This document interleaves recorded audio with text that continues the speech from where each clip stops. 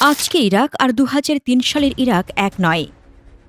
একসময় যে দেশটি মার্কিন আগ্রাসন, গৃহযুদ্ধ, সাম্প্রদায়িক সংঘাত এবং আইএসআইএসের উত্থানে প্রায় ভেঙে পড়েছিল, সেই দেশে এখন ধীরে ধীরে মধ্যপ্রাচ্যের অন্যতম গুরুত্বপূর্ণ সামরিক শক্তিতে পরিণত হওয়ার পথে হাঁটছে।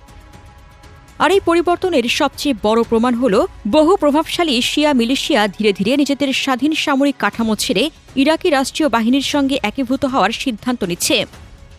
সম্প্রতি আসাইব আহল আল হাকের মতো শক্তিশালী সংগঠনও ঘোষণা দিয়েছে যে তারা পুরোপুরি ইরাকি সশস্ত্র বাহিনীর অধীনে কাজ করবে। এর আগে মোক্তাদা আল সদরের সারায়া আল সালামও একই পথে হাঁটতে সম্মত হয়েছিল। প্রশ্ন হচ্ছে, কেন এই পরিবর্তন এবং এর ফলে মধ্যপ্রাচ্যের শক্তির ভারসাম্যে কী ধরনের পরিবর্তন আসতে পারে? ২০০৩ সালে যখন মার্কিন নেতৃত্বাধীন জোট বাহিনী ইরাকে প্রবেশ করে, তখন শুধু সাদ্দাম হুসাইনেরই পতন ঘটেনি, বরং পুরো রাষ্ট্রীয় নিরাপত্তা কাঠামো ভেঙে পড়েছিল। সেই শূন্যতায় জন্ম নেয় অসংখ্য সশস্ত্র গোষ্ঠী। পরে ২০১৪ সালে আইএসআইএস যখন মসুল দখল করে এবং বাগদাদের দিকে অগ্রসর হতে থাকে, তখন এসব মিলিশিয়া ইরাক রক্ষার অন্যতম প্রধান শক্তি হিসেবে আত্মপ্রকাশ করে। অনেক ক্ষেত্রে তারা নিয়মিত সেনাবাহিনীর চেয়েও কার্যকর ভূমিকা পালন করেছিল, কিন্তু সময় বদলেছে। আইএসআইএসের তথাকথিত খেলাফত ভেঙে গেছে, তাদের বড় ঘাঁটিগুলো ধ্বংস হয়েছে এবং ইরাকি সেনাবাহিনীও আগের তুলনায় অনেক বেশি সংগঠিত ও আধুনিক হয়েছে। বর্তমানে ইরাক মধ্যপ্রাচ্যের অন্যতম বৃহৎ সামরিক বাহিনীর অধিকারী দেশগুলোর একটি। দেশটির সক্রিয় সামরিক সদস্য সংখ্যা প্রায় ২,৫০,০০০-এর বেশি, যার সঙ্গে আধা সামরিক বাহিনী ও রিজার্ভ সদস্য যুক্ত করলে এই সংখ্যা আরও বৃদ্ধি পায়। ইরাকি স্থলবাহিনীর হাতে রয়েছে শতাধিক মার্কিন M1 আব্রাহামস প্রধান যুদ্ধ ট্যাঙ্ক, T-72 ট্যাঙ্ক এবং বিপুল সংখ্যক সাজোয়াজান ও আর্টিলারি সিস্টেম।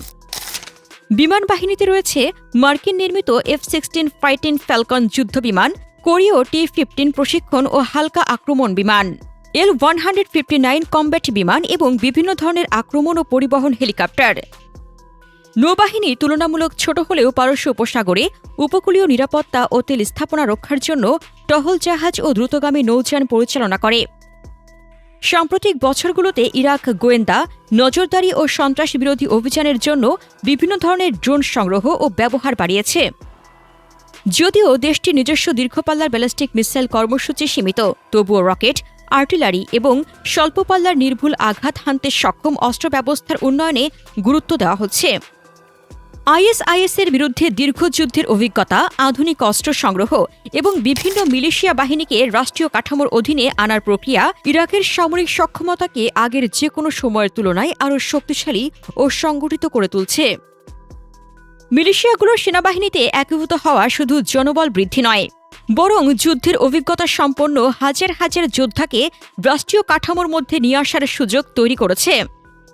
আইএসআইএসের বিরুদ্ধে দীর্ঘ লড়াইয়ে অংশ নেওয়া এসব যোদ্ধার বাস্তব যুদ্ধক্ষেত্রের অভিজ্ঞতা রয়েছে।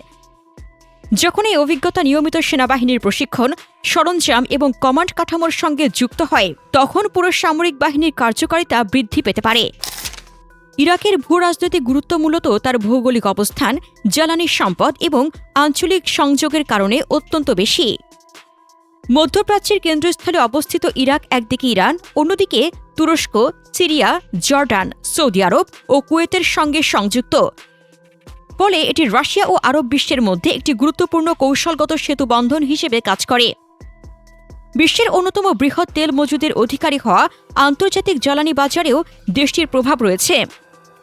একই সঙ্গে ইরাক এমন একটি রাষ্ট্র যেখানে আমেরিকা, ইরান, তুরস্ক এবং উপসাগরীয় আরব দেশগুলোর স্বার্থ প্রায় একে অপরের সঙ্গে মিলিত বা সংঘর্ষে জড়ায়।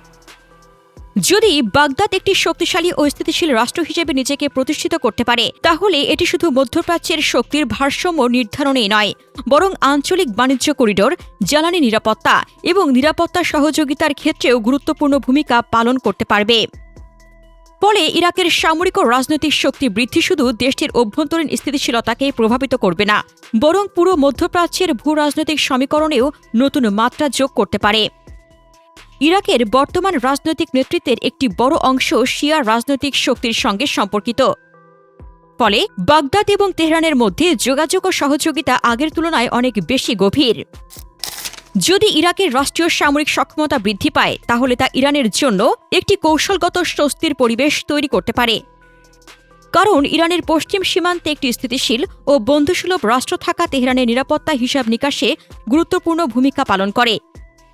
অন্যদিকে গত 2 দশক ধরে মধ্যপ্রাচ্যে মার্কিন প্রভাবের অন্যতম ভিত্তি ছিল ইরাকে তাদের সামরিক উপস্থিতি, কিন্তু ধীরে ধীরে সেই উপস্থিতি কমেছে। ইরাকি নিরাপত্তা বাহিনী যত বেশি আত্মনির্ভর হবে তত বেশি তারা নিজেদের নিরাপত্তা নীতিতে স্বাধীন অবস্থান নিতে পারবে। এর ফলে ওয়াশিংটনের সরাসরি প্রভাব আগের মতো শক্তিশালী নাও থাকতে পারে। তবে এটাকে মার্কিন যুক্তরাষ্ট্রের পরাজয় হিসেবে দেখা ঠিক হবে না, বরং এটি আঞ্চলিক শক্তির ভারসাম্যে একটি পরিবর্তন, যেখানে স্থানীয় রাষ্ট্রগুলো নিজেদের নিরাপত্তা ব্যবস্থার উপর বেশি নিয়ন্ত্রণ প্রতিষ্ঠা করছে।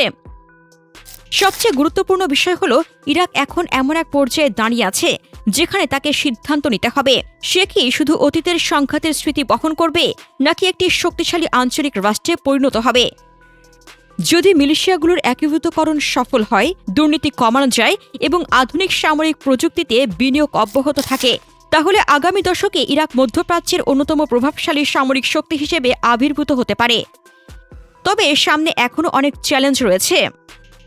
কিছু প্রভাবশালী সশস্ত্র গোষ্ঠী এখনও স্বাধীন অবস্থানে রয়েছে এবং তারা নিজেদের আদর্শিক লক্ষ্যকে রাষ্ট্রীয় নীতির চেয়ে বেশি গুরুত্ব দেয়।